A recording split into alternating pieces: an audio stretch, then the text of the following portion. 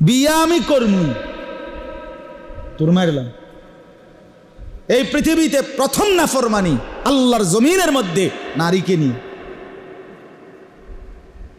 কাকে নিয়ে?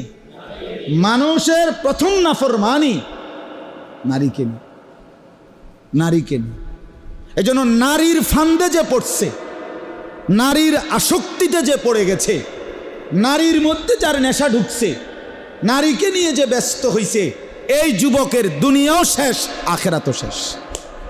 তোর শরীরও শেষ, যৌবনও শেষ, রাতও শেষ, হাতও শেষ, দেহও শেষ, যৌবনের ক্ষমতাও শেষ, আখেরাতও শেষ। আখেরাতও শেষ, কোনো সন্দেহ নেই।